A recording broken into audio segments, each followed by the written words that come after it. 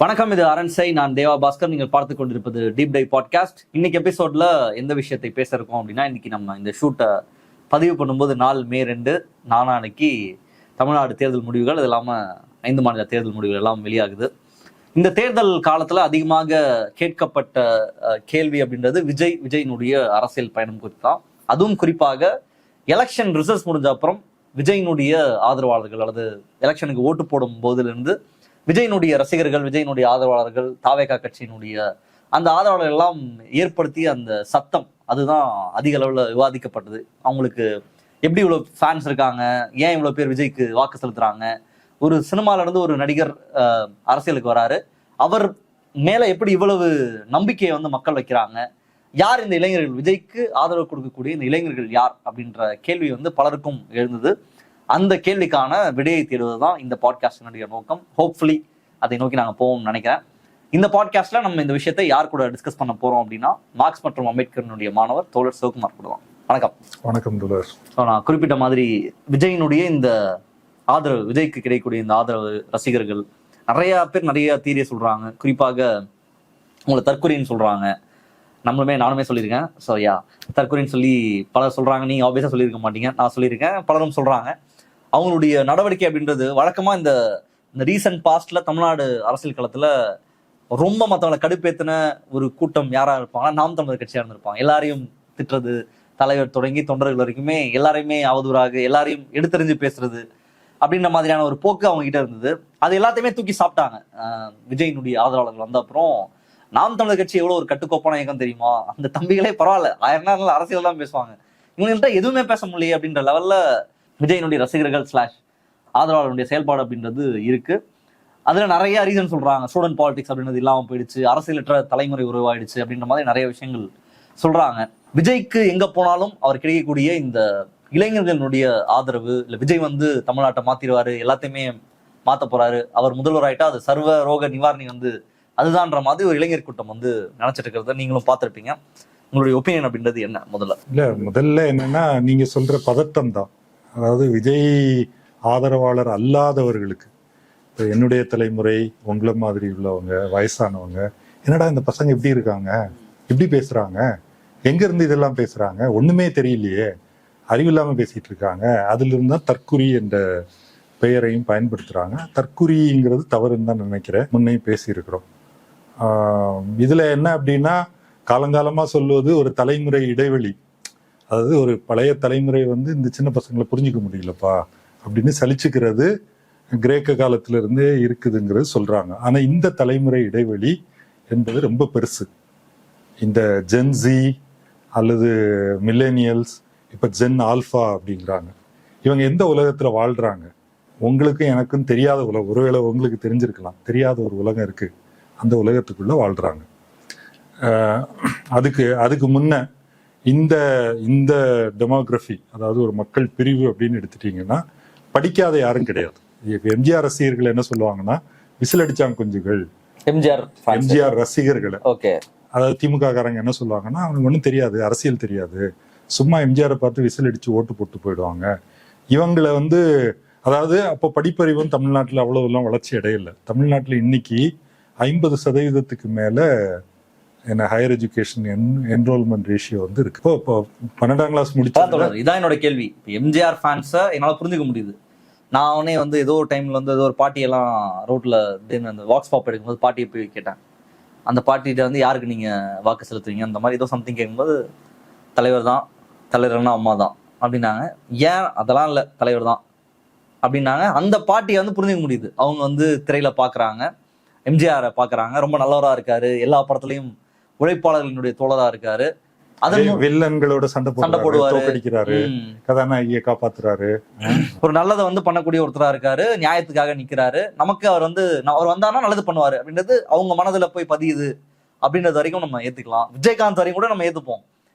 இப்போ டோட்டலா நீங்க சொன்ன மாதிரி, நீங்க சொல்ற ஹையர் எஜுகேஷன்லயே இவ்வளவு என்ரோல்மெண்ட்ன்றது இருக்குன்ற சொல்றீங்க.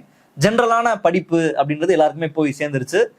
அது சினிமா தான், இது ரியல் லைஃப், சினிமா நடக்கிறது வேற. அது விஜய் நிறைய மேடையில சொல்லியிருக்காரு. சினிமாவில் குடிக்கிறதுலாம் சாதாரண விஷயம், அதெல்லாம் சும்மா போய் நீ பார்த்துட்டு விட்டுறணுன்றதெல்லாம் அவரே சொல்லியிருக்காரு. அப்போ சினிமாவில் நடக்கிறது ஒன்று, ரியல் லைஃப் அப்படின்றது வேற அப்படின்றது ஆப்வியஸா எல்லாருக்குமே தெரிஞ்சிருக்கக்கூடிய காலகட்டத்தில் விஜய் வந்து மாற்றத்தை கொடுத்துருவாருன்னு ஒரு பெரும் இளைஞர் பட்டாலும் படித்த இளைஞர் கூட்டம் நம்பிட்டு இருக்கு, நம்புறாங்க, சண்டை போடுறாங்க. அதுக்காக மத்தவங்க எல்லாரையுமே நிராகரிச்சு சண்டை போடுறத பாக்குறாங்க. அதுதான் என்னோட கேள்வியுமே கூட. அரண்சை நண்பர்களுக்கு வணக்கம். அரண்சை ஊடகம் சுயேட்சையாக இயங்குவதற்காகவே உருவாக்கப்பட்டது. நாம் செய்கிற வேலை உண்மையிலேயே மக்களுக்காக செய்கிறோம் என்பதை நீங்கள் நம்பினால், வாய்ப்பு இருந்தால் இந்த ரேசர் பே கியூஆர் கோடுக்குள்ளே நீங்கள் வந்து அதை ஸ்கேன் பண்ணி எங்களுக்கு உங்களால் இயன்றதை விருப்பம் இருந்தால் ஆதரவு தெரிவிக்கலாம். இல்ல, மாற்றத்தை கொடுத்துருவாங்கன்னா என்ன மாற்றம் வேணும் உங்களுக்கு, அந்த கேள்வி வருது இல்லையா? ஏதோ ஒரு வகையில அந்த தலைமுறை அல்லது அந்த கூட்டத்துக்கு, இளைஞர்களும் இருக்காங்க, கொஞ்சம் வயசானவங்களும் இருக்காங்க, அவங்களுக்கு மனசுல வந்து ஒரு மன நிறைவின்மை இருக்கு. என்னடா வாழ்க்கை சரியில்லை அப்படிங்கிறதுனால தானே மாற்றத்தை தேடுறாங்க. அப்போ மாற்றம் என்ன பிரச்சனை இன்னைக்கு? என்ன பிரச்சனை அப்படின்னா மிகப்பெரிய பிரச்சனை. நம்ம ரொம்ப, அதாவது நாட்டில் வந்து எத்தனை லட்சம் கோடி முதலீடு கொண்டு வந்தோம், அல்லது எத்தனை புதிய தொழிற்சாலைகள் தொடங்கிச்சு, இதெல்லாம் பற்றி அறிக்கை வெளியிடுறாங்க. என்ன பிரச்சனைனா வேலை வாய்ப்பு கிடையாது. அது பற்றி நிறைய கம்யூனிஸ்ட் தோழர்கள், மார்க்சிஸ்ட் தோழர்கள் பேசினா, அல்லது ஈவன் பொருளாதார அறிஞர்கள் பேசும்போது ஜாப்லெஸ் growth, வளர்ச்சி இருக்கும், வேலை வாய்ப்பு இருக்காது.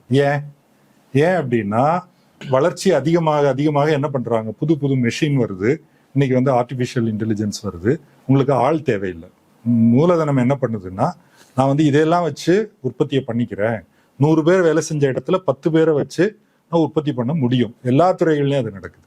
அப்போ வேலை வாய்ப்பு என்பது குறைஞ்சு கொண்டே போகுது என்பது ஒரு யதார்த்தம். புறநிலையில வேலை வாய்ப்பு குறைஞ்சிட்டே போகுதுன்னா என்ன விஷயம்? இப்போ நான் வந்து 1993 பிடெக் லெதர் டெக்னாலஜி முடிக்கிறேன்.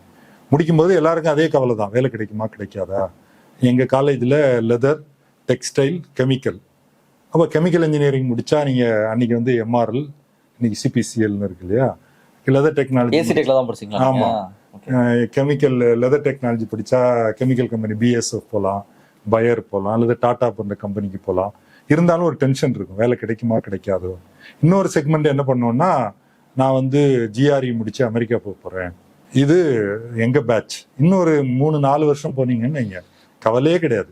நீ எந்த பிரான்ச் படித்தாலும் 3rd இயரில் கேம்பஸ் இன்டர்வியூ வந்து ஐடி கம்பெனி பிளேஸ்மெண்ட் கொடுத்துட்டு போயிடும். இது கிட்டத்தட்ட 96 2003 2004 வரைக்கும் ஓடிச்சு. அந்த அலையில தான் இவ்வளவு பேர் ஹையர் எஜுகேஷன் போறாங்க, என்ஜினியரிங் படிக்கிறாங்க, லட்சக்கணக்கில் கட்டி படிச்சாச்சு. படிச்சு முடிச்ச பிறகு இன்னைக்கு என்ன நிலைமை? 2010 இதான் நிலைமை. 2010 என்ன நிலைமை? வேலைக்கு போகணும்னா, நான் ஒரு புள்ளி விவரம் பார்த்தேன். இன்ஃபோசிஸ்ல 2003 ஓப்பனிங் சேலரி என்ன கொடுத்தாங்களோ அதே அமௌண்ட் இன்னைக்கு வந்து ஓப்பனிங் சேலரி 16,000 இல்லை 23,000. அவன் சேலரி லெவல் அவ்வளவு கீழே தான் இருக்கு. அதுவும் ஓப்பனிங் வந்து குறைவு, ரெக்ரூட்மெண்ட் குறைஞ்சு போயிடுச்சு. அப்போ நாங்க எங்க பேட்சோ அதுக்கு அடுத்த பேட்சோ என்னன்னா, வாழ்க்கையில ஒரு நம்பிக்கை இருக்கு. நான் படிச்சு முடிச்சுட்டு நான் ஒரு கம்பெனிக்கு வேலைக்கு போறேன், அது ஒரு ஃபேக்டரி தான். ஃபேக்டரியில வேலைக்கு போகும்போது அவங்க என்ன பண்றாங்கன்னா, எனக்கு வந்து நாங்க 4 பேர் எங்க பேட்ச்ல இருந்து எடுக்கிறாங்க, 2,500 ரூபாய் சம்பளம் 93.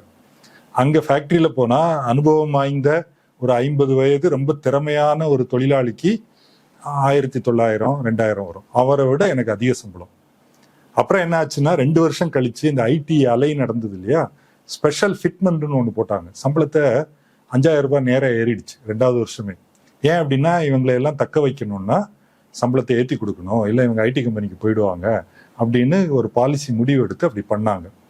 இன்னைக்கு வேலைக்கு போனோம்னா என்ன ஆகுது, தமிழ்நாட்டில் எடுத்துட்டோம்னா, நீங்க போய் உங்களுக்கு கிடைக்கிற சம்பளம் சராசரியா சொல்றேன், சில பேருக்கு அதிகம் கிடைக்கலாம், சராசரியா கிடைக்கிறது வந்து தனியார் துறையில 15,000 16,000 என்ஜினியரிங் முடிச்சாலோ. இது வந்து உங்க அப்பா அம்மா சம்பாதிக்கிறத விட குறைவு. நிறைய பசங்க, இது வந்து நான் என்னுடைய அனுபவ ரீதியா சொல்றேன், அப்பா அம்மாவை சார்ந்து இருக்காங்க. நான் வந்து காய்கறி வாங்குற கடை, அங்க ஒரு சின்ன பையன் இருக்கிறான், அவனுக்கு 23 24 வயசு இருக்கும். அவன் படிச்சுட்டான், வேலை இல்லை, அவங்க அப்பா காய்கறி கடை வச்சிருக்கிறார், அவங்க அப்பாவோட நிற்கிறான். சாப்பாட்டு கடை, டிஃபன் கடைக்கு போனா அதே மாதிரி ஒரு பையன், அவங்க அப்பா நடத்துற தொழில இவன் போய் சேர்ந்துக்கிட்டான். முன்னெல்லாம் என்ன கனவு, படிச்சு முடிச்சுட்டு நான் ஐடி கம்பெனிக்கு போவேன், சொந்தமா வீடு வாங்குவேன், அமெரிக்காவுக்கு போவேன், கார் வாங்குவேன். இது வந்து இன்னைக்கு இல்லை. இந்த தலைமுறைக்கு கடந்த 15 ஆண்டுகளாக இங்க இல்லை என்பது ஒரு யதார்த்தம் ஆயிடுச்சு. இப்போ திருப்பியும் ஜாப்லெஸ் growth. இது திமுக வந்தாலும் சரி, விஜய் வந்தாலும் சரி, அதிமுக வந்தாலும் சரி, இதை வந்து சால்வ் பண்ண முடியாது. இப்போ இவன் என்ன பண்ணுவான், இவங்க என்ன சொல்றாங்கன்னா ஆன்டி இன்கம்பன்சின்னு ஒண்ணு சொல்றாங்க. அது 5 வருஷம் ஒரு கட்சி ஆட்சியில இருந்தா மக்களுக்கு வந்து மன வெறுப்பு. ஏன் வெறுப்பு வருது? ஏன் நல்லா ஆட்சி பண்ணா வெறுப்பு வரக்கூடாதுல்ல? அதனால ஆட்சி பண்ண முடியாதுங்கிற ஒரு யதார்த்தம். ஏன்னா இந்த இது இப்படியே செல்வம் வந்து ஒரு பக்கம் ஒதுங்கிட்டே போகுது, சம்பளம் குறைஞ்சிட்டே போகுது, வேலை வாய்ப்பு குறைஞ்சிட்டே. இந்த ஃப்ரஸ்ட்ரேஷனுக்கும் விஜயோடைய கூட்டத்துக்கும் இந்த ஃப்ரஸ்ட்ரேஷன் இங்க இருக்கா? சொசைட்டில இந்த ஃப்ரஸ்ட்ரேஷன் நீங்க மாற்றம்னு கேட்டீங்களே, எனக்கு மாற்றம் வேணும். அது மாற்றம் எப்படி வேணும்? ஒரு கம்யூனிஸ்டா இருந்தா அவர் உட்கார்ந்து வேலை வாய்ப்பு இல்லை, வேலை வாய்ப்பு இல்லாத வளர்ச்சி அப்படிலாம் அறிவார்ந்து பேசுவாரு. சாதாரண மக்கள் அப்படி இல்லாம எமோஷனலா பேசுவாங்க. எமோஷனலா என்னடா நடக்குதுங்க? நெப்போ கிட்ஸ்னு ஒரு டேர்ம் வந்தது எங்க நேபாளத்துல 2025 ஜூலை மாசம்னு நினைக்கிறேன்.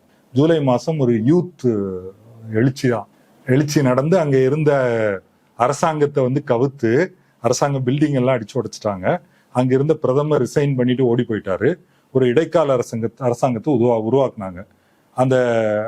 அந்த பிரதமர் வந்து ஒரு கம்யூனிஸ்ட் கட்சி பிரதமர் தான்.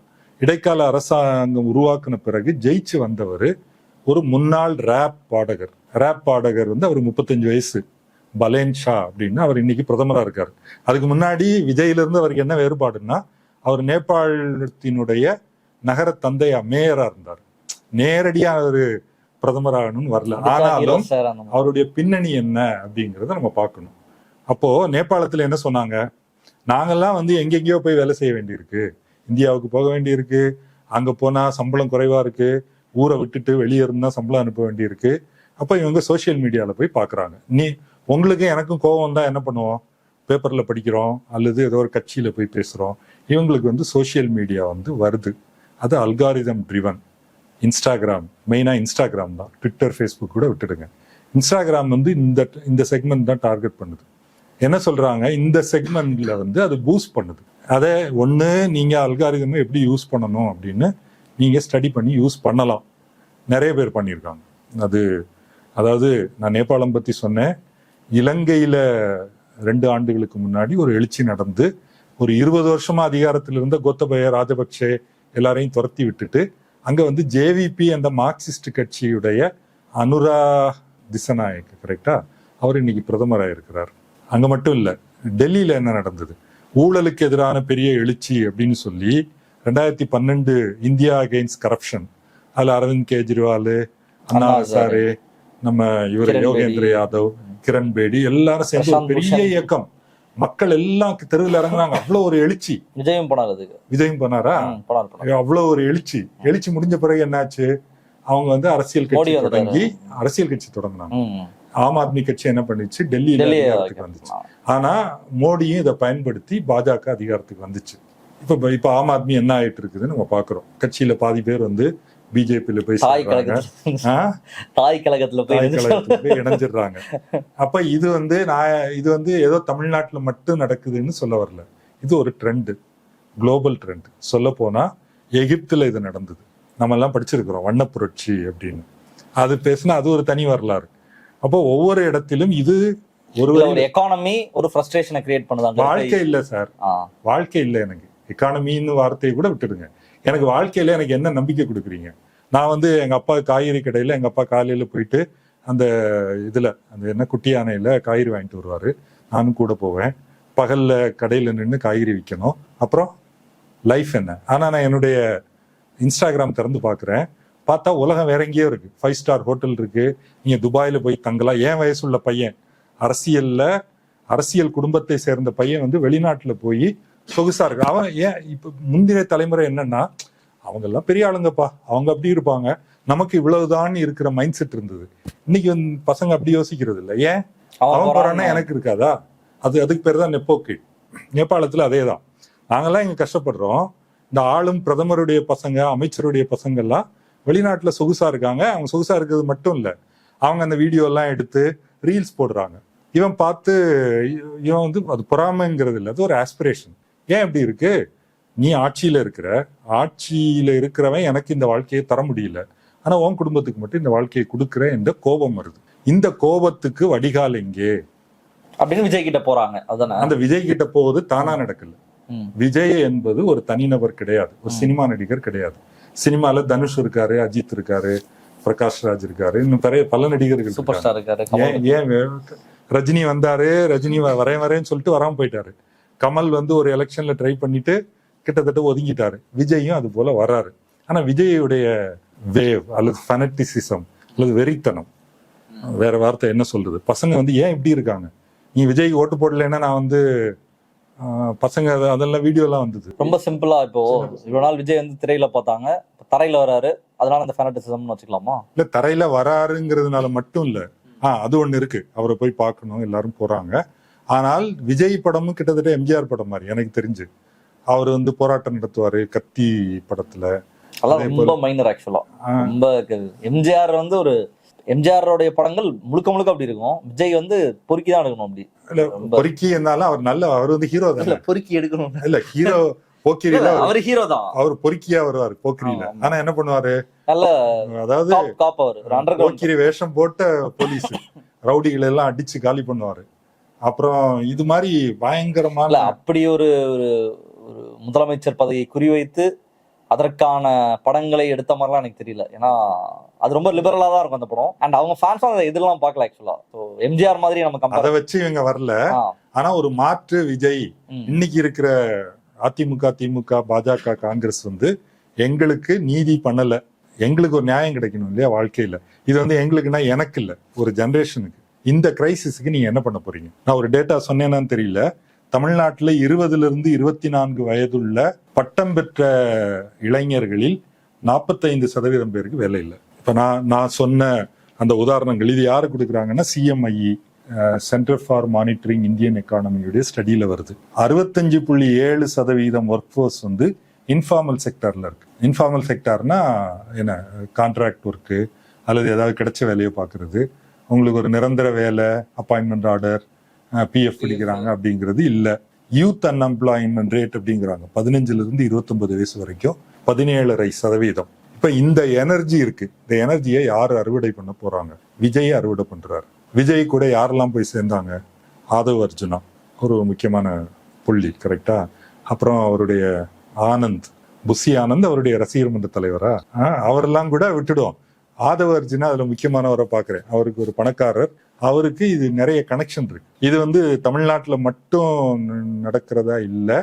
ஏன்னா இப்ப நம்ம மார்க்சிய மொழியில பேசினா முதலாளித்துவத்துக்கு ஒரு சிக்கல் இருக்கு. இப்ப திமுக போனா யாரும் ஆட்சிக்கு வரணும், அதிமுக வரலாம்.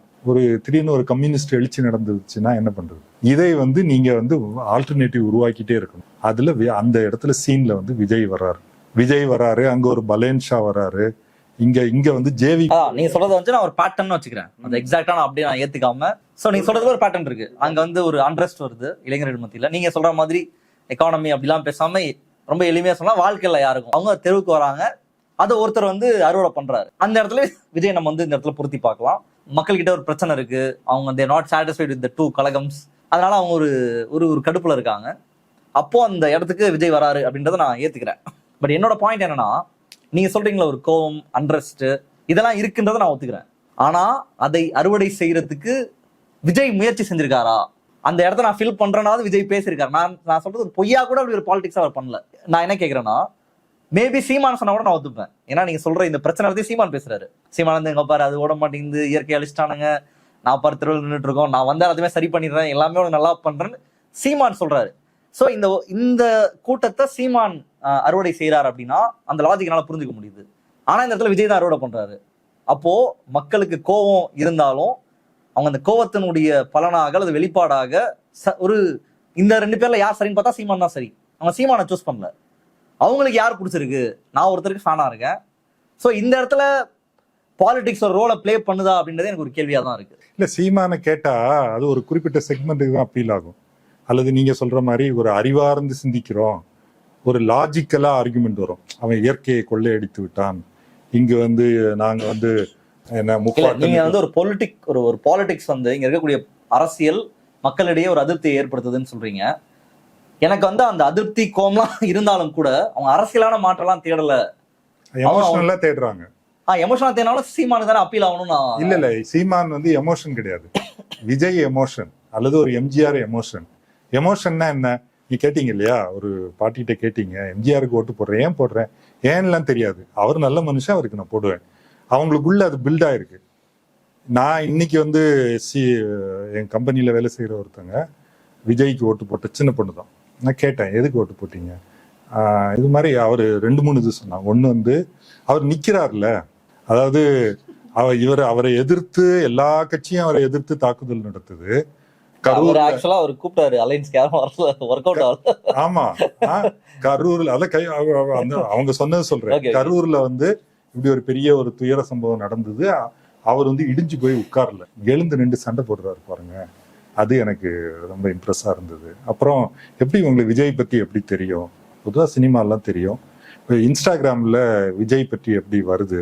எவ்வளவு நாளா வருது? இல்ல ஒரு 6 months 7 months வருது. இப்போ இது வந்து ஏதோ ஒரு ரேண்டமா அது வந்து கன்ஸ்ட்ரக்ட் பண்ணப்பட்டிருக்கு. நான் இன்னும் 4-5 பேர்கிட்ட கூட கேட்டுட்டேன். இன்ஸ்டாகிராம்ல விஜய் பற்றிய மெசேஜிங் வந்து தொடர்ந்து வந்துகிட்டே இருக்கு. விஜய் என்ன செய்வாரு? இப்போ நான் ஒருத்தர் பேசும்போது என்ன சொன்னார்னா, நேத்திக்கு டிவி விவாதத்துல முதலமைச்சர் ஸ்டாலின் வந்து தமிழ்நாடு முழுக்க போய் பிரச்சாரம் பண்றாரு. கிட்டத்தட்ட 200 தொகுதி வரைக்கும் கவர் பண்ணியிருப்பாரு. விஜய் எத்தனை இடத்துக்கு போயிருப்பாரு? 30-40 தொகுதி கூட கவர் பண்ணல. அப்போ என்ன ஆயிடுச்சுன்னா, நம்ம பாக்குற ஃப்ரேம் ஒர்க்கே வேற. விஜய் வந்து ஒரு கூட்டத்துல அவரு இந்த ஹேலோ இமேஜ் எல்லாம் அனுப்புனாருன்னு ஒரு செய்தி பார்த்தேன். அதான் அவருடைய இந்த ஒளி அதெல்லாம் வச்சு பண்ணாங்கல்ல. அப்ப அவர் ஒரு இடத்துல பேசுனா அது வந்து வைரலா பரவுது. இங்க வந்து இந்த டெமோகிராஃபில ஒரு 1 கோடி பேர் இருக்கிறாங்கன்னு வச்சுப்போம். இந்த செக்மெண்ட்ல இந்த 1 கோடி பேருக்கு அவன் மெசேஜ் வந்து ரீச் பண்ண முடியும். நீங்க ஊரா போய் பேசி அல்லது போஸ்ட் அடிச்சு ஓட்டணும், இல்ல என்ன இருந்தாலும் நீங்க களத்துல நிக்கணும் சார். நான் நேத்திக்கு ஒரு விவாதம் பார்த்தேன் வெஸ்ட் பெங்கால்ல. நாங்க வந்து நீங்க சோசியல் மீடியாலாம் நாங்க ஏத்துக்கிறோம், ஆனா கிரவுண்ட்ல வேலை செய்யணும்ல அப்படின்னு ஒரு தோழர் பேசுறாரு. நம்ம அந்த ஃப்ரேம் ஒர்க்ல இருக்கிறோம், இவங்க அந்த ஃப்ரேம் ஒர்க்ல இல்ல. அந்த எனர்ஜி எப்படி உருவாகுது? நேபாளத்துல யார் கிரவுண்ட்ல வேலை செஞ்சாங்க? அல்லது இலங்கையில ஜேவிபி வந்து வேலை செஞ்சிருக்கு. ஜேவிபி வந்து ஒரு மார்க்சிஸ்ட் கட்சி, கரெக்டா? அது வந்து இலங்கையில் நடந்த எழுச்சியை அது அறுவடை பண்ணி இன்னைக்கு அதிகாரத்துக்கு வந்துருச்சு. அதுவும் நடந்திருக்கு. அங்க வந்து ஏதோ நடிகர் வந்து அதிகாரத்துக்கு வந்துடல. பங்களாதேஷ்ல என்ன ஆகுது? பங்களாதேஷ்லயும் இதே மாதிரி நடந்தது. அப்போ ஒரு இளைஞர் எழுச்சி நடந்து அதிகாரத்தில் இருந்த இவங்க ஷேக் ஹசீனா அவங்க வந்து இந்தியால தான் இருக்கிறாங்க. அவங்க என்ன பண்றாங்க? எங்களுக்கு அரசியல் கிடையாது, எங்களுக்கு ஐடியாலஜி கிடையாது, நாங்க வந்து நடுநிலை அப்படின்னு மாணவர்கள் இளைஞர்கள் ஒரு அமைப்பு தொடங்குறாங்க. ஆனா தேர்தல் நடக்கும்போது அவங்க யாரோட கூட்டணி வைக்கிறாங்கன்னா ஜமாத் இஸ்லாமி. அது வந்து ஒரு இஸ்லாமிய அமைப்பு. இந்த ஷேக் ஹசீனா ஆட்சியில அவங்க பயங்கரமா ஒடுக்கி வச்சிருந்தாங்க. அவன் வந்து ஏன்னா அவங்களுக்கு வந்து கிரவுண்ட்ல ஆர்கனைசேஷன் இருக்கு. இப்ப பார்த்தா அந்த பிஎன்பி பங்களாதேஷ் நேஷனலிஸ்ட் பார்ட்டி அவங்களுடைய கலீடா ஜியாவுடைய பையன் வந்து இன்னைக்கு பிரதமர் ஆயிட்டார். பிரதமரோ நாட்டு தலைவராகவும். அப்போ இந்த அன்ரெஸ்ட், இந்த எழுச்சிக்கான காரணங்கள் வந்து இருக்கு. இது எப்படி ஆர்கனைஸ் பண்ணப்படுது? சோசியல் மீடியால ஆர்கனைஸ் பண்ணுனா இது என்ன ஆகும்? விஜயே வந்து என்ன நடக்கலாம்? விஜய் அதிகாரத்துக்கு வரல, அப்படிதான் எல்லாரும் பெரும்பாலும் ஆட்சியை பிடிக்க முடியாது. அதனால கணிசமான அளவு ஓட்டு கிடைச்சதுன்னு வைங்க. அடுத்த 5 வருஷத்துல என்ன நடக்கும்? இதை யாரு அறுவடை பண்ணுவாங்க? ஆம் ஆத்மி நடத்திய அந்த இந்தியா அகெயின்ஸ்ட் கரப்ஷனை யாரு அறுவடை பண்ணாங்க? யார் ஆர்கனைஸ்டா இருந்தாங்களோ, யார் அதை புரிஞ்சுக்கிட்டாங்களோ அதை பிடிச்சிட்டு அவன் அதிகாரத்துக்கு வந்துட்டான். தமிழ்நாட்டிலே இதே தான். இந்த ஒரு ஒரு மன நிறைவின்மை அல்லது மனக்கசப்பு இருக்கு இல்லையா? நான் ஒண்ணு அந்த கோவத்துல இருந்தா சரியான அரசியலுக்கு போவாங்க எல்லாருமே. இல்ல நீங்க என்ன சொல்லுங்க, மறுபடியும் லாஜிக்கலா கேக்குறீங்க. இது கோபம் வந்ததுன்னா நம்ம நேரம் கம்யூனிஸ்ட் கட்சி அறிக்கையை படிப்போம், அடுத்தது வந்து லெனினை படிப்போம், எல்லாரும் போவோம். சமூகத்தின் மீது கோபம் வர்றவர்கள் தானே அரசியல் பக்கமே போவாங்க. ஆமா ஆமா. ஆனா இவங்க சமூக மேல கோபம் வந்து எப்படி ஒரு பொலிட்டிக்கலா அவனுக்கு அதான அரசியல். அவன் என்ன சொல்றான்? விஜய் அரசியலுக்கு வந்துட்டாரு. நான் இதுவும் கேட்டேன், இங்க விஜய் வந்து விஜயுடைய அப்பா இயக்குனர் அப்பா நீங்க வந்து குடும்ப அரசியல்னு சொன்னீங்கன்னா அவங்க அப்பா பையனை தானே நடிகராக 15 படம் வந்து ஒரு கஷ்டப்பட்டு புஷ் பண்ணி தான் நடிகராக. ஏன் வந்து உலகத்துல நாட்டுல வேற ஆளே இல்லையா நடிக்கிறதுக்கு? அவர் பையனை தானே முன்னிறுத்துறாரு. அப்போ பதில் இல்லை பசங்கள்கிட்ட. அல்லது ஊழல் நடக்குதுன்னா விஜய் ஊழல் பண்ணலையா? அவர் ஒவ்வொரு படத்துக்கும் கருப்பு பணம் தானே வாங்கினாரு. அதுக்கு என்ன கணக்கு? நம்முடைய வரி பணம் தானே, வரி கட்டாம ஏச்சிருக்காங்க இல்லையா, தெரியாது. அப்ப அவங்க என்ன சொல்ல, ஓகே அதெல்லாம் சினிமால பண்ணது. அது ஜேம்ஸ் வசந்தன் ஒரு டிஸ்கஷன் நடத்துறாரு பசங்களோட, அதெல்லாம் சினிமால பண்ணது, அரசியல்ல அவர் வேற மாதிரி இருப்பாரு, அப்ப என்ன உத்தரவாதம் அப்படின்னு கேட்டா இல்ல. அப்ப விஜய் என்பது நீங்க அறிவார்ந்து கேட்டா அதுக்கு பதில் இல்லை. ஆனா நீங்க பேசுற இடம் என்பது 2 பேர்கிட்ட பேசுவீங்க, 3 பேர்கிட்ட பேசுவீங்க. ஜேம்ஸ் வசந்தன் வந்து ஒரு 10 பேரை கூப்பிட்டு வச்சு பேசலாம், அது ஏதோ டிவியில ப்ராட்காஸ்ட் ஆகுது, சில லட்சம் பேர் பார்க்கலாம். ஆனா அவங்களுக்கு வந்து கன்சிஸ்டண்டா டெய்லி நூத்துக்கணக்கான மெசேஜ் வந்துகிட்டே இருக்கு, ரீல்ஸ் வந்துகிட்டே இருக்கு. இது வந்து உள்ள போய் எப்படி ஆப்ரேட் ஆகுது? ஒரு தோழர் இப்ப சொன்னாங்க, அவங்க வந்து கைட் பண்றாங்க, மிஸ்கைட் பண்றாங்க சிலர் அப்படின்றதுதான் பாயிண்ட் ஆகும். எப்படி யாரு மிஸ்கைட்? நீங்க சொல்றீங்களா மெசேஜ் போறது, அவருடைய பிஆர் டீமா இருக்கலாம். ஆமா, அவருடைய பிஆர் டீமா இருக்கலாம். அதுக்கு வந்து அதாவது இதுக்கு ஆதாரம் இல்லாத ஒரு குற்றச்சாட்டு அப்படின்னா, அமெரிக்காவில் இருக்கக்கூடிய நிறுவனம் ஒரு ஜக்கர்பர்கோ அல்லது இலான் மஸ்கோ இதுக்கு வந்து நான் வந்து இவங்க ஒரு டீல் போட்டுட்டு இதுக்கு நான் ஹெல்ப் பண்றேன், எனக்கு தெரிஞ்சு வெளிநாட்டு தொடர்பு வந்து இதுல இருக்கு. இது வந்து நான் ஆதாரத்தோட சொல்ல முடியாது, பர்சனலா எனக்கு தெரிஞ்சு வந்து சொல்றாங்க. ஒருத்தர் வந்து 2 நாள் முன்னாடி ஒருத்தர் என்னை பார்க்க வந்திருந்தார். அவர் ஃபோன் பண்றாரு அவருடைய நண்பருக்கு, எங்க இருக்கிறீங்கன்னு கேட்டா அவர் பனையூர்ல இருக்கிறேன் அப்படிங்க. என்னடா அதாவது இவர் வந்து வெளிநாட்டுல இருந்து வந்திருக்காரு, ஈழத்தமிழர். அப்போ பனையூர்ல இருக்கிறாருன்னா இவர் பேசிட்டு நாளைக்கு சந்திக்கலான்னு வச்சுட்டாரு. என்கிட்ட சொல்றாரு, நாங்க 2 பேரும் சேர்ந்து தான் படிச்சோம், நான் படிச்சுட்டு இப்படியே இங்க படிச்சு லண்டன் போயிட்டேன், அவர் வந்து பாஸ்டர் ஆயிட்டாரு, இப்போ வந்து பிஹெச்டி எல்லாம் பண்ணி அவர் ஏன் பனையூர்ல இருக்கிறாருன்னு. இது நான் சொல்றதுல ஒரு ஹஞ்ச் தான், ஏன் பனையூர்ல இருக்கிறாரு இவரு. இப்ப இதை வந்து ரொம்ப எளிதாக நம்ம எடுத்துட முடியாது அப்படின்னு தான் நினைக்கிறேன். அது அப்படியே பிசுபிசுத்து போயிடுது. போகணும் அப்படின்னா அதுக்கு அதை பற்றிய புரிதல் நமக்கு வேணும். இந்த பசங்க எப்படி சிந்திக்கிறாங்க, அவங்கள தற்குறின்னு சொல்றதுனாலயோ இவங்க வந்து ஒண்ணும் தெரியாது, அரசியலே தெரியாது, நாங்க அரசியல் படுத்தாம விட்டுட்டோம், அதான் அரசியல் படுத்தாம விட்டதுதான் பிரச்சனையான்றதுமே நிச்சயமா. ஆனா இது ஒரு அரசியல் சண்டை மாதிரி இல்லையே, ஆக்சுவலா ஒரு அரசியல் அற்றுதானே. கல்லூரியில மாணவர் தேர்தல் யாரு நிறுத்தினாங்க, ஏன் இத்தனை வருஷமா நடக்கல?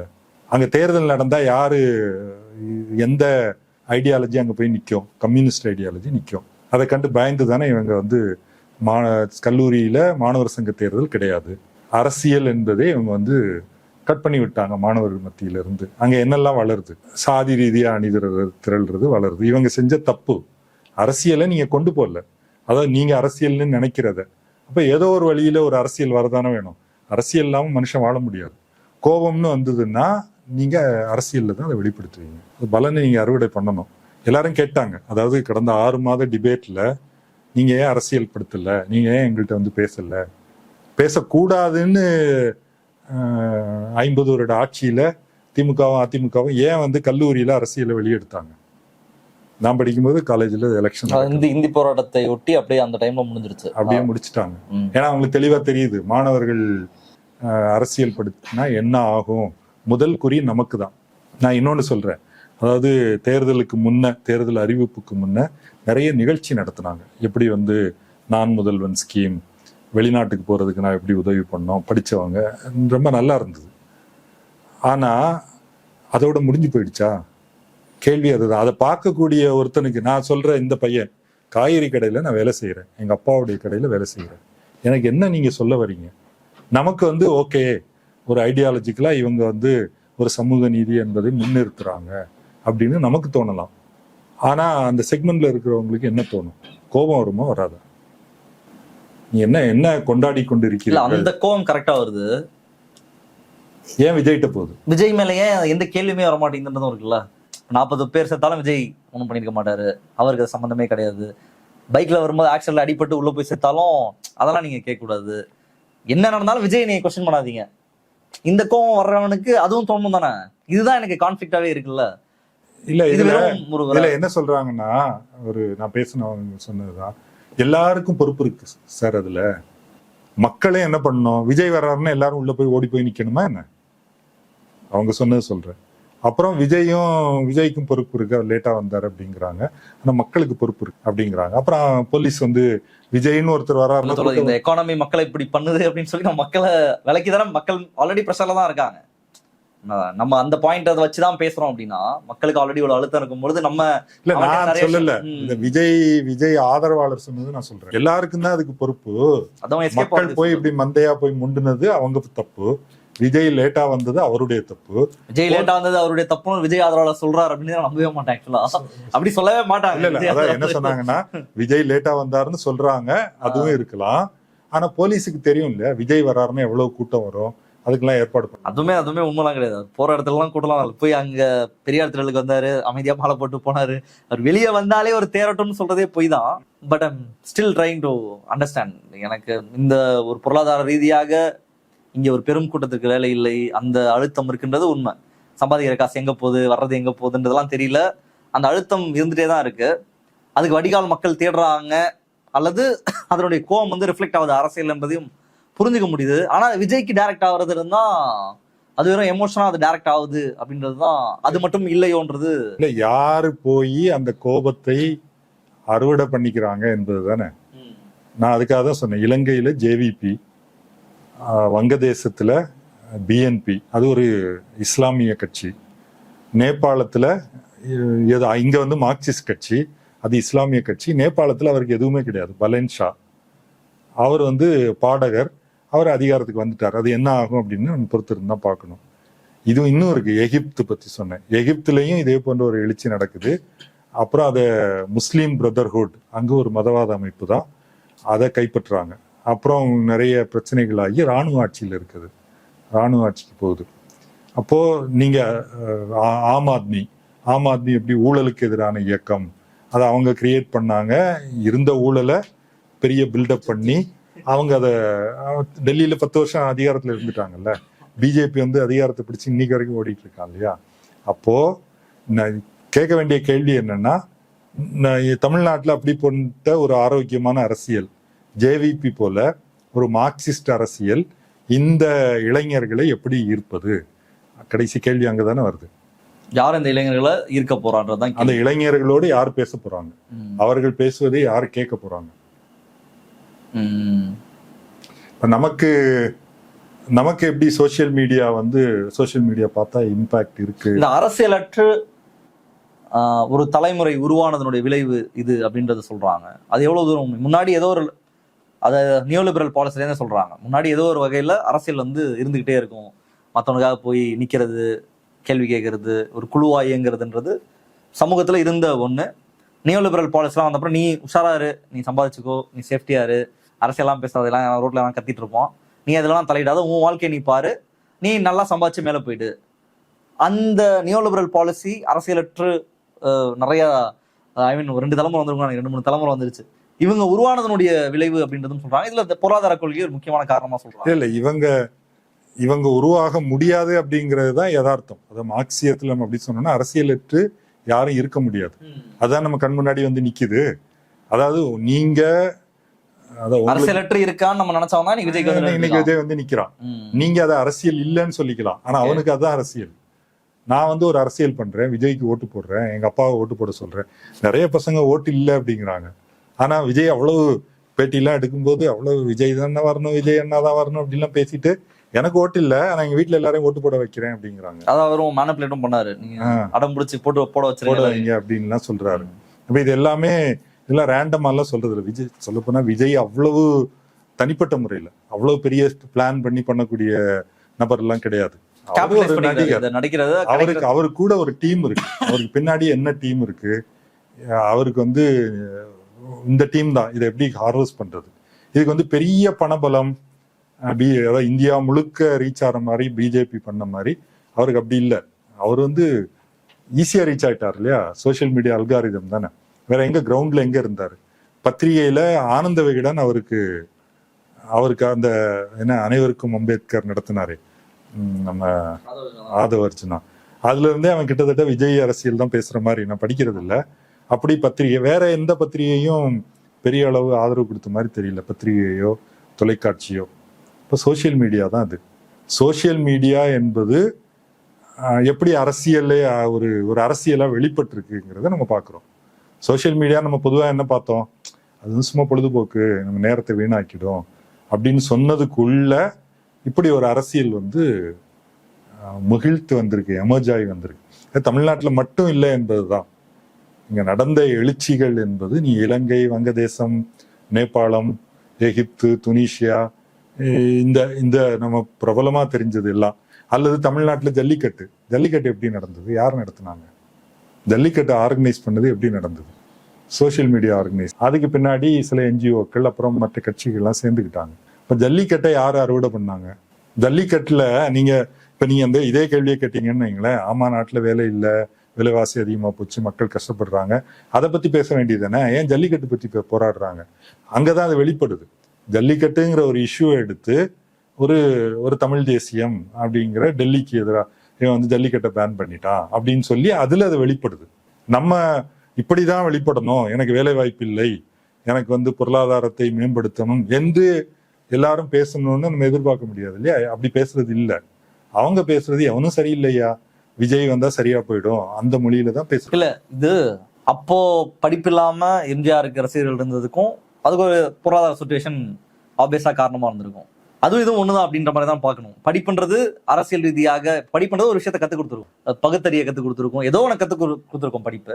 அன்னைக்கு எம்ஜிஆர் வந்து தோத்துட்டாருன்னா நான் கையை அறுத்துப்பேன், எம்ஜிஆர் செத்தப்போ நிறைய பேர் தற்கொலை பண்ணிட்டாங்கலாம் கேள்விப்பட்டிருக்கேன். எம்ஜிஆர் செத்துட்டா நானும் செத்துறேன்ற மாதிரி பண்ணாங்க அப்படின்லாம் நான் கேள்விப்பட்டிருக்கேன். கிட்டத்தட்ட அப்படி ஒரு ஒரு கிரேசியான ஒரு ஃபேண்டம் இன்னமும் இருக்கிறத பார்க்க முடியுது.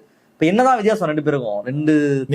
நீங்க சொன்னதுதான் நினைக்கிறேன். படிப்புன்னா ஒரு குறிப்பிட்ட துறையில உங்களுக்கு ஒரு விஷயத்த சொல்லி கொடுத்துரு, சம்பளம் நீங்க நல்லா கூட படிச்சிருக்கலாம், அல்லது தமிழ்நாட்டில் இருக்கிற மாதிரி சும்மா ஓபி அடிச்சுட்டு கூட வந்திருக்கலாம். ஆனால் அது வந்து உங்களுக்கு எல்லா அறிவையும் கொடுத்துடும் அப்படிங்கிறது கிடையாது. அரசியல்லையும் அல்லது ஒரு விஷயத்தை எப்படி அணுகணுங்கிறதுலாம் படிப்புலேயே எல்லாமே கிடைக்கிறது இல்லை. அதுவும் கேம்பஸ்ல வந்து அரசியல் கிடையாது. அரசியலா சொல்லி கொடுக்குறாங்க, அரசியலே வரக்கூடாது அப்படிங்கிறான். நீ வந்து அப்படியே பஸ்ல பிரைவேட் இன்ஜினியரிங் பஸ்ல வந்துட்டு வீட்டுக்கு போயிடணும். keep the campus out of politics தான் எல்லா இடத்துலயுமே. Politics out of politics. ஆமா, அதுவும் தான் கேம்பஸ் அவுட் ஆஃப் பாலிடிக்ஸ் தான். பாலிடிக்ஸ்ல கேம்பஸ் வரக்கூடாது. ஆனா கேரளா இப்ப எஸ்எஃப்ஐ எல்லாம் இருக்கும்போது அது வந்து வேற மாதிரி. மேபி அந்த மற்ற டெல்லியில இருக்க பழமையான பல்கலைக்கழகங்கள்ல அந்த பல்கலைக்கழகங்கள்லாம் இருக்கு. டெல்லியில இன்னும் கொஞ்சம் இருந்துட்டு இருக்கு. கேரளால இல்ல. எனக்கு என்ன தோணுதுன்னா இது வந்து ஒரு மிகப்பெரிய அதான் தோணுது. இது எப்பயுமே இருக்குமான்னு கேக்குறேன். இப்போ வந்து நெருக்கடி, நீங்க சொல்றத பார்க்கும்பொழுது பொருளாதார நிலைமை இப்படி இருக்கு, நெருக்கடி முத்தி இருக்கு, மக்களுக்கு கோவம் இருக்கு, வடிகாலா விஜய் வராருன்னு சொல்றீங்க. எம்ஜிஆர் டைம்லயும் எம்ஜிஆர் சூஸ் பண்ண இருந்திருக்கான், அப்பயும் ஒரு பொருளாதார பிரச்சனை இருந்திருக்கு. இது வந்து ஒரு எவர்லாஸ்டிங் பிரச்சனை என்னைக்குமே இருக்குன்னு சொல்றீங்களா? இல்ல இப்போ இந்த நெருக்கடி முத்தி இருக்கு. எம்ஜிஆர் வந்ததுக்கு இது மட்டுமா முதலாளித்துவ நெருக்கடியா காரணம்னு சொல்ல முடியாது, தெரியல எனக்கு. இப்ப சொல்லக்கூடிய அளவுக்கு எனக்கு தெரியல. ஏன்னா அப்போ வந்து நமக்கு முதலாளித்துவ வளர்ச்சி அவ்வளவு இல்ல. பெரும்பாலும் விவசாய பின்னணி அப்பதான் டெவலப் ஆகி வந்துகிட்டு இருந்தது. இங்க வந்து என்ன அப்படின்னா, இன்னொன்னு சொல்றேன், சீனா இதே பிரச்சனையை எதிர்கொள்ளுது. சீனாவில் நிறைய பேர் படிச்சு வந்துட்டாங்க. யூத் அன்எம்ப்ளாய்மெண்ட் வந்து 30%, 35% இருக்கு. அந்த சீன அரசாங்கத்துக்கு ஒரு பிளான் இருக்கு. அவன் என்ன சொல்றான், நான் வந்து 25 ஆண்டு திட்டம் வச்சிருக்கிறோம். இன்னைக்கு 2024 2026 ஓகே, 2024 திட்டம் போட்டாங்க. 26 இருந்து 5 ஆண்டு திட்டம் தொடங்குது. அப்போ ஒரு 4-5 ஆண்டு திட்டத்தை அவங்க முன் வைக்கிறாங்க. ஆமா, இன்னைக்கு உங்களுக்கு பிரச்சனை இருக்கு, ஆனா நீங்க பாருங்க கடந்த 40 ஆண்டுகள்ல நம்ம எவ்வளவு தூரம் வந்திருக்கிறோம். அப்ப இந்த இளைஞர்களுக்கு ஏதோ ஒரு ஹோப்பை வந்து நீங்க கொடுக்கணும். இந்த அரசு கொடுக்குது. அதுக்கான அவங்களுக்கு ஒரு ட்ராக் ரெக்கார்டு இருக்கு, அதை வந்து அவங்க காட்டுறாங்க. அப்போ இது உலகளாவிய, இது வந்து ஒரு வரியில சொல்லணும்னா முதலாளித்துவத்தின் போக்கு. இது வந்து இதை நம்ம புதுசாலாம் கண்டுபிடிச்சு சொல்லல. கார்ல் மார்க்ஸ் என்ன சொல்றாருன்னா, மூலதன திரட்டலின் பொது விதி அப்படிங்கிறார். மூலதனம் திரள நான் ஆரம்பத்திலேயே சொன்ன மாதிரி ஒரு நிறுவனம் என்ன பண்ணும், புதிய இயந்திரங்களை கொண்டு வரும், ப்ரொடக்டிவிட்டியை இம்ப்ரூவ் பண்ணும். அதாவது குறைந்த அளவு உழைப்பை வைத்து அதிக உற்பத்தி பண்ணலாம். 100 பேர் வேலை செஞ்சு 1000 கார் உற்பத்தி பண்ண இடத்துல இன்னைக்கு வந்து என்ன லைட்ஸ் ஆஃப் ஃபேக்டரி சீனால வந்து கொண்டு வந்துட்டாங்க. அங்க ஆளே கிடையாது, லைட்டே போட வேணாம், எல்லாமே ரோபோ வந்து உற்பத்தி பண்ணி 1000 காரை கொண்டு வந்துடும். அப்ப 100 பேருக்கு வேலை வாய்ப்பு இல்லாமல் போயிடுச்சு. ஆனா கார் உற்பத்தி வந்துகிட்டு இருக்கு. இதை வந்து முதலாளித்துவத்தால ஒன்றும் பண்ண முடியாது. முதலாளிங்க போட்டி போட்டு இதை தான் செய்வாங்க. இன்னைக்கு ஏஐ வந்ததுனால என்ன ஆயிடுச்சு, ஐடி துறையில எத்தனை 1000 பேர் வேலையை விட்டு தூக்குறாங்க. அது ஆரக்கிள்ல தூக்குனது 30,000 பேர், உலக அளவுல இந்தியாவில மட்டும் 12,000 பேர். அப்ப ஏஐல இன்வெஸ்ட் பண்றதுக்கு ஏஐல இன்வெஸ்ட் பண்ணா இதை தூக்குறான். Work force தூக்குறான். அப்போ ஒர்க் ஃபோர்ஸ் குறைஞ்சிட்டு போகும் என்பது முதலாளித்துவத்தின் விதி. இதுக்கு என்ன தீர்வு? நீ எவர் லாஸ்டிங்கிறீங்க இல்லையா? முதலாளித்துவத்துக்குள்ள தீர்வு கிடையாது, திமுகட்டையும் கிடையாது. பாஜக என்ன சொல்றான்னா, உனக்கு பிரச்சனை இருக்குதா, அது காரணம் யாரு? அவன் தான் காரணம், முஸ்லீமோட காரணம். அவன் வந்து இங்க வந்துட்டான், பங்களாதேஷ்ல இருந்து வந்துட்டான் இப்படின்னு அவன் வந்து ஒரு பிரிவினை அரசியலை வந்து இமிகிரன்ஸ் பிரச்சனை, ட்ரம்ப் இமிகிரன்ட் பிரச்சனைன்னு சொல்றாரு. அப்போ ஒவ்வொருத்தருக்கும் சொல்யூஷன். அது வந்து வெறுப்பு, கலவரம், கொலை, மற்ற மக்களை வந்து போருக்குள்ள தள்ளுறது, அதுல போகுது.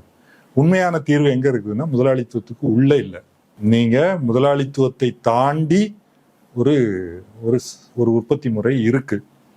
நம்ம வந்து முதலாளித்துவம்ங்கிறது, நம்ம இன்னைக்கு ஒரு உலகத்தை பார்க்குறோம். இங்க வந்து பெரிய பெரிய கம்பெனி இருக்கு. இங்க பார்த்தா ஹுண்டாய் கம்பெனி இருக்கு, நிசான் இருக்கு, அல்லது ஃபாக்ஸ்கான் இருக்கு, அல்லது நீங்க வந்து பெரிய பெரிய இது சூப்பர் மார்க்கெட், சரவணா ஸ்டோர் இருக்கு. எல்லாத்துலேயும் நீங்க போய் சம்பளத்துக்கு வேலை செய்யறீங்க, அல்லது நீங்க போய் பொருளை வாங்கிக்கலாம். இப்படியா உலகம் இருந்தது? தமிழ்நாடு இந்தியாவில் ஒரு 200 வருஷம் முன்னாடி பார்த்தா கூட இது கிடையாது. எல்லாம் கிராமத்தில் இருப்பாங்க, கிராமத்திலேயே விவசாயம் பண்ணுவாங்க. உணவு தானியம், காய்கறி, பால், அதுக்கு தேவையான உரம் வந்து மாட்டுல இருந்து வரும். அப்புறம் தேவையான கருவிகள்லாம் உள்ளூர்லேயே பண்ணிப்பாங்க. எங்க இந்த முதலாளித்துவம் இல்லை. இப்பதானே ஒரு 300 வருஷம் முன்ன தானே வந்துச்சு. அது அப்படி போச்சுன்னா இது போயிட்டு இன்னொன்னு வரணும் இல்ல. அதை விட முதலாளித்துவம் முன்னேறியதுதான் உலகம் முழுக்க நம்ம பார்க்க முடியுது. அமெரிக்கால இருந்து வர்ற, நீங்க தெருவோரம் ஆப்பிள் கடையில போனா அமெரிக்கன் ஆப்பிள்னு விற்கிறாங்க, வாஷிங்டன் ஆப்பிள்னு வாங்க, அதெல்லாம் நல்லா தான் இருக்கு. செல்போன் வாங்கிக்கலாம். இதெல்லாம் முதலாளித்துவத்தினுடைய சாதனை. ஆனா அதனுடைய வேதனைகளை தான் நம்ம பார்த்துட்டு இருக்கிறோம். அதுக்கு வந்து திமுகவை குறை சொன்னேன், காங்கிரஸை குறை சொன்னேங்கிறதுனால அது தீரப்போறது கிடையாது. விஜய் வந்தாலும் இதை தீர்க்க முடியாது. விஜய் என்ன பண்ண முடியும்? யார் பண்ண முடியும் அப்படின்னா, இதை புரிந்து கொண்ட ஒரு கம்யூனிஸ்ட் கட்சி தான் இதை செய்ய முடியும். அதுக்கு பேர் வந்து சோசலிசம். சோசலிசம்னா என்ன சொல்லுது? ஏன் வந்து தனியார் முதலாளி வந்து எல்லா முடிவும் எடுக்கிறாரு? ஆட்டோமேஷன் வந்துருச்சு. நீங்க வந்து இப்போ ஆரக்கிள் 30,000 பேரை வேலையை விட்டு தூக்குறாங்க. அப்போ உண்மையிலே என்ன பண்ணணும்? நீ ஏன் வேலையை விட்டு தூக்குற? எல்லாரும் வேலைக்கு இருக்கட்டும். இன்னைக்கு ஒருத்தர் வாரத்துக்கு எத்தனை மணி நேரம் வேலை செய்யறாரு? இந்தியாவில் 48 மணி நேரம். சட்டம் போடுங்க, ஒவ்வொருவரும் வாரத்துக்கு 20 மணி நேரம் தான் வேலை. அப்படின்னா மீதி நேரம்லாம் என்ன பண்ணுவோம்? அடுத்த பேட்ச் வேலை செய்யும். 20 மணி நேரம்னா நான் வந்து 4 நாள் 5 மணி நேரம் நான் வேலை செய்வேன். இன்னொரு பேட்ச் வந்து இன்னொரு 4 நாள் 5 மணி நேரம் வேலை செய்யும். 3 பேட்சுக்கு வேலை கொடுக்கலாம் இல்லையா? அப்போ ப்ரொடக்டிவிட்டி இம்ப்ரூவ் ஆகிறத முதலாளிகள் என்ன பண்றாங்கன்னா, நமக்கு லாபம் சம்பாதிக்கணும் அப்படின்னு ஆளை வீட்டுக்கு அனுப்பிட்டு லாபத்தை அதிகமாக்கிக்கிறாங்க. சோசலிசம் என்ன பண்ணோம்னா, வேலையை குறை, நீ வந்து 20 மணி நேரம் வேலை பார்த்துட்டு அப்புறம் வெளியே போயிட்டு நீ பிக்னிக் போ, ரீல்ஸ் எடுத்து இன்ஸ்டாகிராம்ல போடு, அதெல்லாம் பண்ணுன்னு பண்ண முடியும். ஆனா இன்னைக்கு முதலாளிகள் பண்றதுக்கு தயாரா இல்லை. உங்களுக்கு கோபம் எங்க வரணும்? முதலாளித்துவத்துக்கு மேல வரணும். அது வேணா விஜய்க்கு பின்னாடியே அவன் தான் இருக்கிறான். விஜய் இதை இப்படியா சொல்ல போறாரு? எல்லாருக்கும் வேலை வாய்ப்பு கொடுக்குறேன்னு சொல்றாரா? நான் தூய சக்தி அப்படிங்கிறாரு. அப்போ வேகா ஏதோ ஒண்ணு பேசி ஒரு மாற்றம் கொடுத்துட்றேன் அப்படின்னு தான் அவரால் பேச முடியுதே தவிர என்ன மாற்றம் என்பது அவரால் சொல்ல முடியல. என்ன மாற்றம்னு சொல்ல முடிஞ்சவங்க யார்? கம்யூனிஸ்டுகள். இவங்களோட பேசல, இவங்களோட கம்யூனிகேட் பண்ண முடியல, இளைஞர்களோட பேசல. இளைஞர்களுக்கு நம்ம சோசியல் மீடியாவை கூட நம்ம எப்படி யூஸ்? இந்த கூட்டம் வந்து என்னைக்குமே இருந்திருக்கு. இன்னைக்கு விஜய்க்கு வர கூட்டம் மாதிரி ஒரு எக்ஸாம்பிள் கூட சொன்னாங்க. லெனின் புரட்சி பண்ணப்போ அங்க வந்து ஒரு டிராமா பார்த்துட்டு தியேட்டர்ல இருந்து நிறைய பேர் வெளியே போனாங்க. புரட்சி நடந்துட்டு இருக்கு, லெனின் அதுக்கான வேலையை செஞ்சுட்டு இருக்காரு, சண்டை நடந்துட்டு இருக்கு. அங்க வந்து டிராமா பார்த்துட்டு ஒரு கூட்டம் போயிட்டு தான் இருக்கு. இந்த கூட்டம் எப்ப பார்த்தாலும் உலகத்துல இருந்துட்டு தான். அது பணக்கார கூட்டம் நீங்க சொல்றது. லெனின் புரட்சி நடக்கும் போது நாட்டில் உள்ள பெரும்பான்மையான மக்கள் கிராமங்கள்ல இருந்து போர் முனைக்கு படை வீரர்கள் அனுப்பப்படுறாங்க. நிறைய பேர் கொல்லப்படுறாங்க. வயல்ல வேலை செய்ய ஆள் இல்லை. நகர்ப்புறங்கள்ல உணவு தட்டுப்பாடு, அப்புறம் தொழிலாளர்களுக்கு நெருக்கடி. அதை ஒட்டி தான் ஜார் ஆட்சி வந்து தூக்கி எறியப்படுது. பெரும்பான்மை மக்கள் கோபத்துல தான் இருக்கிறாங்க. அப்போ போல்ஷிக் கட்சி என்ன முன்வைக்குது? உணவு, நிலம், சமாதானம், 3 வார்த்தை. எல்லாருக்கும் உணவு கிடைக்கணும், எல்லாருக்கும் போரை நிறுத்தணும். 3வது நிலம் வந்து எல்லார் கையில குவிஞ்சு இருக்கு, ஒரு சிலர் கையில் குவிஞ்சு இருக்கிறத நாம் வந்து நாட்டுக்கு சொந்தமாக்குவோம் அப்படின்னு சொல்லி மக்கள்கிட்ட ரீச் ஆறாங்க. அது அவங்க நாட்டுல அந்த காலத்துல கரெக்டா மக்களுக்கு ரீச் ஆச்சு. நம்ம நாட்டுக்கு எது ரீச் ஆகும்னு அதாவது நீ தீர்வு அறிவார்ந்து அறிவியல் சோசலிசத்தை தெரிந்த கருத்தியல் ஐடியாலஜி வந்து மக்கள் மொழியில மக்கள்கிட்ட போய் பேசணும். இப்போ மக்களுடைய பிரச்சனை என்னன்னு புரிஞ்சுக்கணும். புரிஞ்சுக்கும் போது நம்ம என்ன இன்னொன்னு சொல்லணும்னா, நீங்க வந்து இந்த 35 வயது அல்லது 25 வயது குறைந்துள்ள பையனோட ஒரு என்ன 55 வயசுனா வந்து பேச முடியாது, அது ரூல்ட் அவுட். அப்ப நீங்க என்ன பண்ணணும்னா அந்த ஏஜ் குரூப்பை நீங்க வந்து ப்ரொமோட் பண்ணணும், அவங்கள தலைமை லீடர்ஷிப்புக்கு வந்து கொண்டு வரணும். பலேன் ஷா 35 வயசுல இருக்கிறார் இல்லையா, அவர் அனுராக் திசநாயக்காவும் அவரும் வயசு குறைவுதான், 40 வயசுக்குள்ளதான் அவர் இருக்காரு. ஸோ யூத்துடைய காலம் இது. ஜோரான் மம்தானியே 33. ஜோரான் மம்தானி யூத்து தான். ஸோ யூத்து தான் யூத் லாங்குவேஜை பேச முடியும். நம்ம என்ன பேசுறோம், அதாவது நேத்தி வரைக்கும் சுவரொட்டியில எழுதின வாக்கியத்தை இன்னைக்கு ஃபேஸ்புக்ல போடுறோம் அல்லது இன்ஸ்டாகிராம்ல கூட போட்டு விட்டுறலாம். ஆனா மெசேஜ் அதே தான். எனவே இது ஒரு பெரிய சவால். அதாவது விஜய் ஜெயிக்கிறாரு தோக்குறாரு அல்லது அது இருக்கு, அது என்னன்னு வரட்டும். ஆனா இந்த பிரச்சனைக்கு என்ன தீர்வு உங்கள்கிட்ட? எல்லாரும் படிக்கிறது ரொம்ப நல்ல விஷயம். திராவிட ஆட்சி திமுக ஆட்சி தான் அதை செய்யுது. எல்லோருக்கும் ஒரு சமூக நீதி உயர்கல்வி கொடுக்கறது, வாய்ப்பு கொடுக்கறது ரொம்ப நல்லா இருக்கு. ஆனால் இந்த முதலாளித்துவத்தின் கீழ் அது வந்து எல்லோருக்கும் வாழ்க்கை கொடுக்க போறது இல்லையே. என்ன பண்ண போறீங்க? இதற்கான தீர்வு கம்யூனிசத்துல தான் இருக்கு, மார்க்சியத்துல தான் இருக்கு. இப்ப கம்யூனிஸ்ட் மார்க்சியம் எல்லாம் எங்க அப்படின்னு நீங்க கேட்பீங்க. அடுத்தது என்ன சார் உங்களை எல்லாம் காணவே இல்லை? அதே கூட்டணியில தானே ஆமா, ஏன் இருக்கிறா? சரி, அது ஒரு தனி டாபிக்னு வைங்க. ஜல்லிக்கட்டை பயன்படுத்தி ஏன் வந்து அந்த கோபத்தை நீங்க வந்து அறுவடை ஏன் பண்ணல? அல்லது இன்னைக்கு விஜய் பின்னாடி போன மக்களுடைய கோபத்தை நம்ம அது வந்து கம்யூனிஸ்ட் கட்சி வீக்கா இருக்கதா இது எல்லாமே பிரதிபலிக்குதுன்னு எடுத்துக்கலாமா? 3 விஷயம். ஒண்ணு, உங்களுடைய மெசேஜிங், உங்களுடைய ப்ரோக்ராம், நீங்க எதை பேச போகிறீர்கள், எப்படி பேச போறீங்க. அடுத்தது ஆர்கனைசேஷன், அதுக்கப்புறமா டாக்டிக்கலா இப்படின்னு. நாளைக்கே இதே மாதிரி 1000 பிரச்சனை வரும் தோழர். ஜல்லிக்கட்டு ஒரு பிரச்சனை, நாளைக்கே வந்து ஏதாவது ஒரு கிரைசிஸ் வந்ததுன்னு வைங்க. கிரைசிஸ் வந்து துனிசியால எப்படி கிரைசிஸ் வந்ததுன்னா, ஒருத்தர் வந்து தள்ளு வண்டியில பழம் வித்துட்டு இருக்காரு. ஒரு போலீஸ்காரன் வந்து நம்ம ஒரு மாதிரி தான் மாமூல் கேட்கறான், அவர் பணம் கொடுக்கலன்னா வண்டியை வந்து கவுத்துட்டான் போலீஸ்காரன். இதுதான் ட்ரிகர். மக்கள் எழுச்சி, அந்த ஆட்சியாளரை தூக்கி எறிஞ்சு 2010-11 நடந்தது. அதனால ட்ரிகர் எங்க இருக்கு? மக்களுடைய கோபம் வந்து, அந்த கோபத்தை நீங்க கொச்சப்படுத்துறது. உங்களுக்கு புரியலன்னா தற்கொலைன்னு சொல்லிடுறதா? உங்களுக்கு புரியலன்னா இவன் சினிமாக்க வச்சு பின்னாடி போயிடான்னு சொல்லிடுறதா? புரிஞ்சுக்கிறது தான் நம்முடைய வேலை. ஒரு அறிவாளின்னு ஒரு சமூகத்துல இருக்கிறாருன்னு என்ன கோபம், அதை புரிந்து கொண்டு அதோடு பேச கற்றுக்கொள்வது தானே நம்ம வேலை. நாங்க ஒரு இது என்ன ஆயிடுதுன்னா, நாங்கெல்லாம் அறிவாளி, நீங்க வாங்க நாங்க சொல்லித்தரோம் அப்படிங்கிறதுக்கு இன்னைக்கு என்னைக்குமே மக்கள் தயாரா இல்லை. எல்லாருக்கும் அறிவு இருக்கு. அப்ப அவங்களோட ஒரு உரையாடுவதற்கான ஒரு மொழி வந்து நமக்கு தேவைப்படுது. அதை வந்து ஒரு பலேன் ஷாவுடைய டீம் வந்து செய்யுது, ஆம் ஆத்மி செஞ்சது, விஜயோடைய டீம் செய்யுது, ஜேவிபி பண்ணுது. அதனால இது ஏதோ வந்து மார்க்சிஸ்டுகள் இதை செய்ய முடியாது அப்படிங்கிற. ஜேவிபி மார்க்சிஸ்ட் கட்சி தானே. அவங்க எப்படிலாம் மாறினாங்க அதை நம்ம படிக்கலாம். அவங்க எப்படி அவங்கள தகவமைத்து கொண்டார்கள், எப்படி இந்த அரசியல் அதிகாரத்துக்கு அவங்களால வர முடிஞ்சுது. அரசியல் அதிகாரம் ரொம்ப முக்கியம் தோழர். விஜய் ஒருவேளை தப்பி தவறி அதிகாரத்துக்கு வந்துட்டாருன்னு வைங்க, எவ்வளவு பெரிய ஒரு டிராஜடியா அது இருக்கும் தமிழ்நாட்டுக்கு. கரெக்டா? அப்ப இதை பம்பாம நமக்கு எவ்வளவு பயமா இருக்கு. இன்னைக்கு ஒருவேளை திங்கட்கிழமை ரிசல்ட் வருது, விஜய் கட்சிக்கு சீட்டு கிடைக்கல, இந்த பசங்க எல்லாம் என்ன பண்ண போறாங்க? அதுவும் நிறைய பேர் கவலைப்படுறாங்க. ஆமா, பசங்க எல்லாம் என்ன பண்ணுவாங்க? இந்த பசங்க பண்றது இருக்கட்டும், அவங்கள்ட்ட என்ன மெசேஜிங் போக போகுது? இன்ஸ்டாகிராம்ல இது மாதிரி என்ன நடக்குது அப்படின்னு போக போகுது. இது எல்லாமே வந்து ரொம்ப கவலைக்குரிய, அக்கறைப்பட வேண்டிய விஷயம்தான். ஃப்ரஸ்ட்ரேட்டடான அந்த யூத் கிட்ட எப்படி கம்யூனிகேட் பண்ண போறோம்ன்றது தான் நம்ம கிட்ட இருக்க கேள்வி. ஆமா, விஜய் கம்யூனிகேட் பண்ணி இருக்கிறார். விஜயை வந்து நீங்க புறங்கையால தள்ளுறது இருக்கட்டும், கம்யூனிகேட் பண்ணி இருக்கிறாருங்கிறது இன்னைக்கு யாரும் மறுக்கல. இல்ல, இவ்வளவு பேர் வந்து அவர் கம்யூனிகேட்லாம் இவங்க இவர்கிட்ட சொல்யூஷன் இருக்குன்னு நம்புறாங்க. அவர் கம்யூனிகேட்ல அவர் ஒண்ணுமே பண்ணல. அவரு பண்ணல, அவருடைய டீமும் அவங்களுடைய அந்த கோவத்தை பயன்படுத்திக்கிறாங்க. கம்யூனிகேட்லாம் அவங்க பண்ணல, இவங்க இப்படி இருக்காங்க, நம்ம பயன்படுத்திப்போம். நம்ம அடுத்தது என்ன செய்யணும்னா, இன்ஸ்டாகிராம்ல ஒரு ஸ்டடி பண்ணணும். பண்ணல, எப்படி நடந்திருக்கு, அல்லது குறைந்தபட்சம் ஒரு 1000-2000 பேர்த்த சர்வே எடுக்கணும்.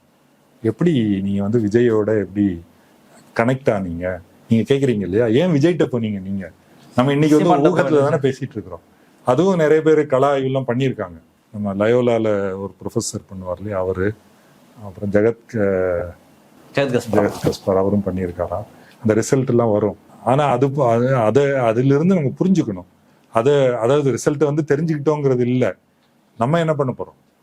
ஏன்னா இந்த பிரச்சனைக்கு தீர்வு இல்லை அப்படின்னு, தீர்வும் மே 4 கிடையாது, எதிர்காலம் மே 4 கிடையாது. திமுக ஜெயித்தாலும் தீர்வு கிடையாது. திமுக மறுபடியும் இதே பிரச்சனையை தான் எதிர்கொள்ள போகுது. உடனே ஒன்றிய அரசு இவங்க ஒரு பொட்டன்ஷியல் த்ரெட்ன்றது தெரிஞ்சிருச்சு. தமிழ்நாடு ஒரு முற்போக்கு மாநிலம், தமிழ்நாடு மற்ற மாநிலங்கள் மாதிரி கிடையாது, எங்க ஊர்ல இப்படி கிடையாதுன்றத மொத்தமா முடிஞ்சிருச்சு. விஜயனுடைய அரசு வந்து எக்ஸ்போஸ் பண்ணிருச்சு இல்லையா. இது ஒரு எச்சரிக்கை தானே, எல்லாருக்கும் ஒரு எச்சரிக்கை. எல்லாருமே தங்களை வந்து மீள் பரிசீலனை பண்ணிக்கணும். நாங்கெல்லாம் கரெக்டா இருக்கோங்க, மக்கள் வந்து தற்குறி வீணா போறாங்க அப்படின்னு நினைக்கக்கூடியவங்க ஒரு அரசியல்வாதியா இருக்க முடியாது. அரசியல்வாதிக்கு மக்களை வந்து அணுக தெரியணும், அவங்களுடைய மொழியை படிக்க தெரியணும் அப்படின்னு தான் நினைக்கிறேன். அதுல நிறைய தவறு இருக்கு. நம்ம வந்து ஒரு என்ன சொல்லி முடிக்கலாம் இல்ல, என்ன செய்யணும்னா இது வந்து ஒரு முதலாளித்துவத்தின் நெருக்கடி. இதுக்கு தீர்வு வந்து இந்த சிஸ்டத்துக்குள்ள கிடையாது. தீர்வு இந்த சிஸ்டத்துக்குள்ள எப்படி வரும்னா, இது போன்ற விஜய் போன்ற தீர்வு, அல்லது ஒரு வெறுப்பு அரசியல், சீமான் பாஜக போன்ற தீர்வு, இப்படி திருப்பி அதே தான் போட்டுட்டு இருக்கும். உருப்படாத தீர்வா தான் வரும். இதற்கான தீர்வு என்பது நீண்ட காலமாகவே மிகப்பெரிய சிந்தனையாளர்கள், மிகப்பெரிய போராட்டங்கள், மிகப்பெரிய கட்சி தலைவர்கள் அதை வந்து அந்தந்த காலத்தில் உள்ள நிலைமைகளை வைத்து முன் வச்சிருக்காங்க. அதற்கு பேர் வந்து அறிவியல் சோசலிசம். அப்போ நாம் வந்து இவ்வளவு விஜய பாக்குறதுக்கு இவ்வளவு கூட்டம் கூடி முந்திட்டு போய் பாக்குறோம் இல்லையா, இந்த முயற்சியை எடுக்கணும். என்னதான் என் பிரச்சனை, இதுக்கு என்னதான் தீர்வு என்பதை நாம் தெரிந்து கொண்டு அதை நோக்கி பயணிக்கணும். நாம் தெரிந்து கொண்டதை மற்றவர்களும் தெரிந்து கொள்வதற்கு நம்ம உதவி பண்ணணும். அதுதான் நான் மெசேஜிங் அப்படிங்கிறேன். நீ வந்து கம்யூனிகேட் பண்ணும்போது அந்த எனர்ஜி இந்த பக்கம் திரும்பும். இதே ஒரு சோசியல் எனர்ஜி, அந்த கோவத்தை நம்ம டைவர்ட் பண்ணலாம், கரெக்டான திசையில டைவர்ட் பண்ணலாம், நேர்முறையான ஆக்கப்பூர்வமான திசையில. இதுதான் தொகுப்பா நம்ம புரிஞ்சுக்கணும். நிறைய விஷயம் பேசியிருக்கோம். ஓரளவுக்கு நம்ம அதை அனாலிசிஸ் பண்ண ட்ரை பண்ணோம்னு நினைக்கிறேன். ஒரு சில கருத்துக்கள் வந்திருக்கு, மக்கள் பார்த்து என்ன சொல்றான்னு பார்ப்போம். மீடியா நிகழ்ச்சியில் கலந்து உங்களுடைய கருத்துக்களை பண்ணி ரொம்ப நன்றி. நிறைய விஷயங்கள் பேசியிருக்கோம். உங்களுடைய கருத்துக்கள் என்ன அப்படின்னு நிச்சயமா கமெண்ட்ல போடுங்க. நிகழ்ச்சி சந்திப்போம். நன்றி, வணக்கம்.